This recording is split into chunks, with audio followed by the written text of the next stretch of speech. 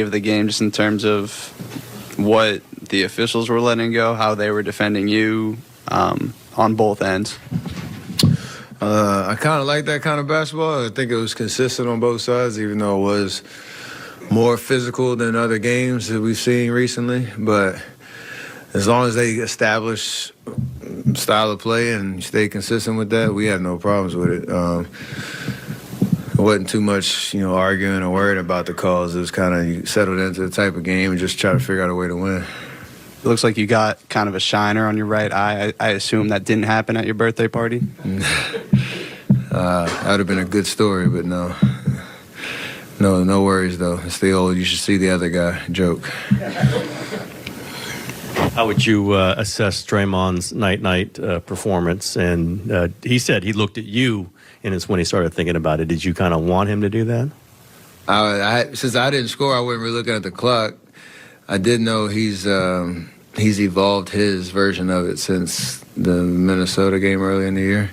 He softened it a little bit. He's brought it down to where a pillow is supposed to really be. He realized he does everything aggressive and with his whole body. So I'm giving that a solid A- effort on the night tonight. It was beautiful.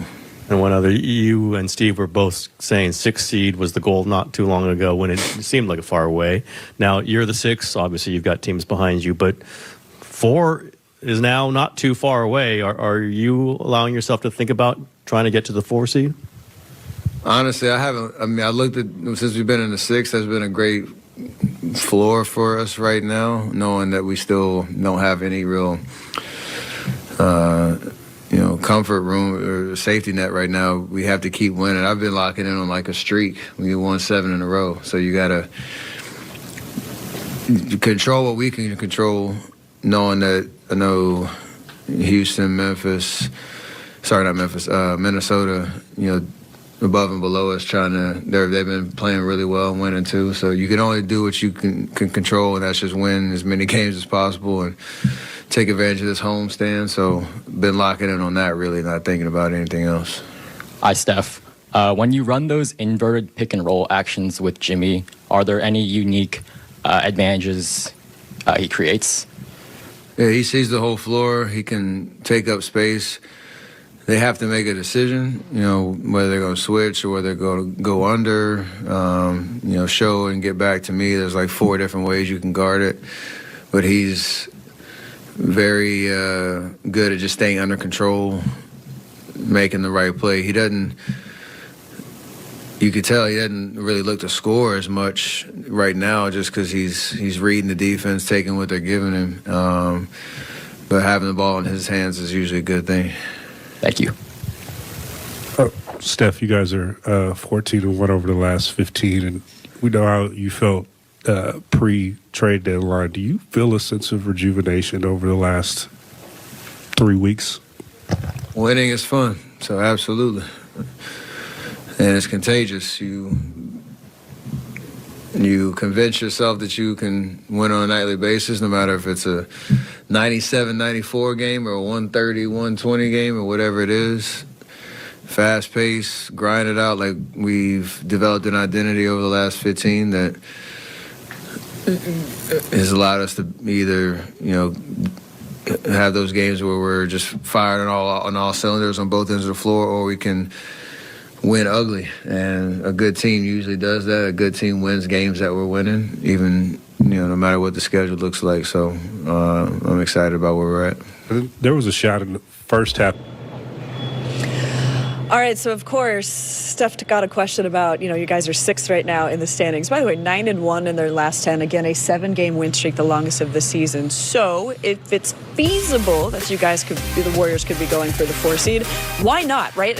When you talk about things within the realm of possibility, the Warriors have to feel encouraged about what they're seeing in the standings. Of course. This is why every game matters so much. It's why this 3-game stretch we've been talking about, the Knicks, the Nuggets, the Bucks, this is where I'm talking about the small things really leading to wins. These are title contenders. These are teams that see themselves having championship aspirations. Look at that right there, Kara.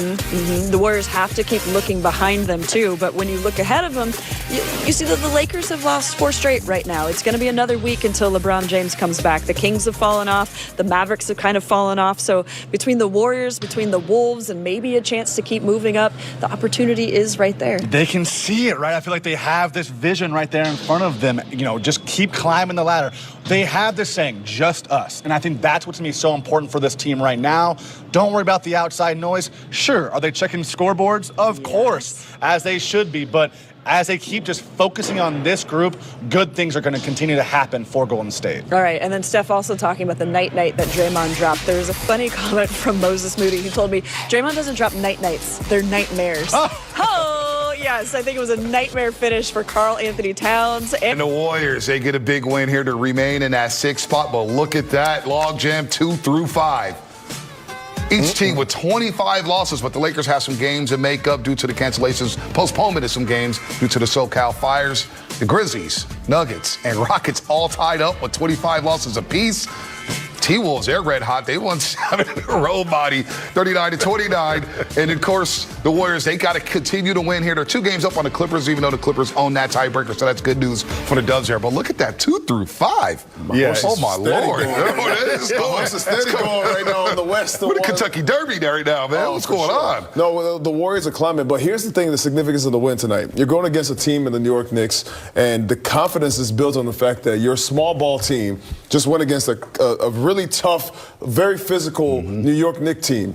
Much bigger. You got Mitchell Robinson, a 7-footer, and Karl Anthony Towns, a guy who's dangerous on all facets of the game. From the floor, from the paint, from the three-point line, can drive to the rim, was finishing around all sorts of contact. And even with all that going on right now, the Warriors were able to grit out a win. They weren't making shots from the three-point line, not the way that they have been, and they still found ways to win. They went to the free throw line more. They were finishing in the fast break, finishing in the paint that way.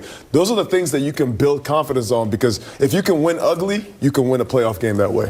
No, I like what the Warriors did, but I think when you show different ways to win as different teams come at you, and they're seeing different defenses every night. You know, when a team gets hot, the league starts to sharpen up those scouting reports. So looking at this team is rolling. We got to do this, do this, do this, and they're seeing different stuff every night. And they're pretty much, this was an example of them counteracting, because, like I said, these previous 4 games, turnovers starting to come because, again, they were seeing different stuff. And they didn't react to it very well.